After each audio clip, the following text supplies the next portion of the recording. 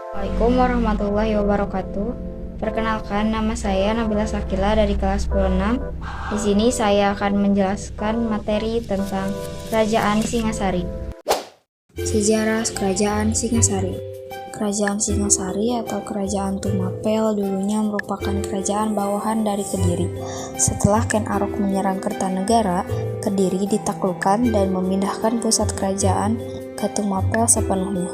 Menurut kitab Negara Kertagama, Singasari didirikan tahun 1222 Masehi dengan ibu kotanya di Kutaraja, daerah Malang. Ken Arok menjadi raja pertama Singasari. Ia lahir dari keluarga petani. Ken Arok dapat menjadi bupati di Tumapel yang bergelar Sri Rangga Raja Sasang Awurwabhumi.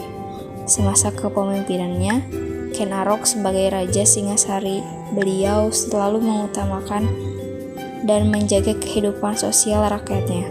Namun, setiap raja yang berkuasa kerap kali merubah aturan dan kebijakan yang ada pada kerajaan tersebut. Sepanjang perjalanan, kerajaan Singasari hampir tidak pernah luput dari perang saudara. Pemerintahan Ken Arok berakhir mengenaskan karena dibunuh oleh Anuspati, anak tirinya. Pasca meninggalnya Ken Arok, kerajaan Singasari sempat terguncang dan tidak stabil, sampailah pada sebuah keputusan bahwa Anuspati terpilih menjadi penerus kerajaan Singasari. Namun, justru yang terjadi berbeda dengan kepemimpinan Ken Arok. Anuspati semasa menjabatnya, rakyat benar-benar tidak mendapatkan perhatian cukup. Demikian pula, pemerintahan Anuspati berakhir tragis karena dirinya dibunuh oleh Tohjaya, anak kandung dari Ken Arok. Tak lama kemudian, Tohjaya dibunuh oleh Ranggawuni, putra Anuspati. Hanya Ranggawuni yang tidak berakhir tragis.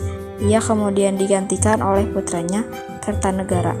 Kejayaan kerajaan Singasari berhasil dikembalikan semasa kerajaan Kertanegara memimpin. Adapun puncak kejayaan kerajaan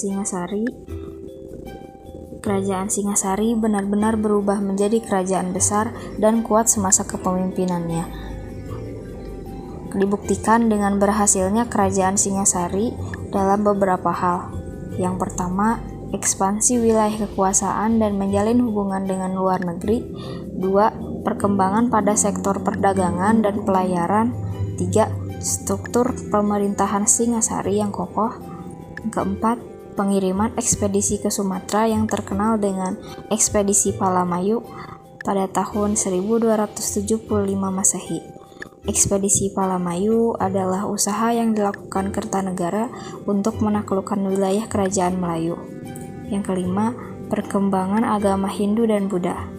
Dan yang keenam, kekuasaan pada jalur dagang Selat Malaka sampai Kepulauan Riau. Berikut silsilah kerajaan Singasari. Yang pertama, Ken Arok memimpin pada tahun 1222 Masehi sampai 1227 Masehi. Yang kedua, Anuspati memimpin pada tahun 1227 Masehi sampai 1248 Masehi. Yang ketiga, Tohjaya memimpin pada tahun 1248 Masehi.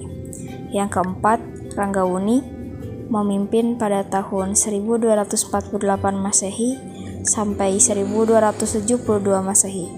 Dan yang kelima, Kertanegara memimpin pada tahun 1272 Masehi sampai 1292 Masehi. Keruntuhan kerajaan Singasari.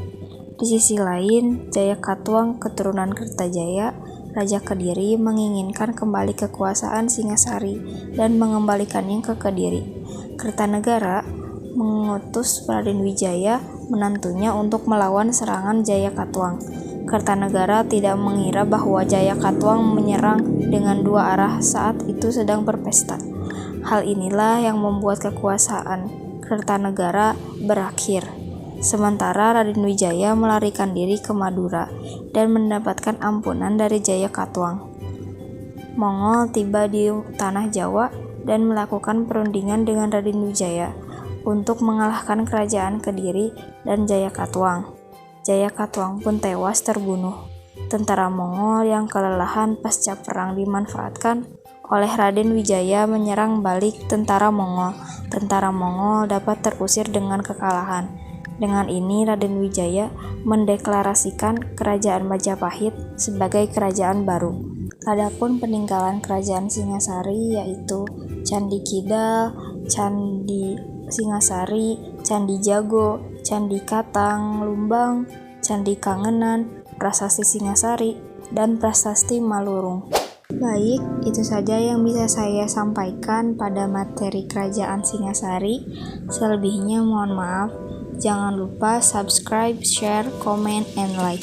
Terima kasih. Wassalamualaikum warahmatullahi wabarakatuh.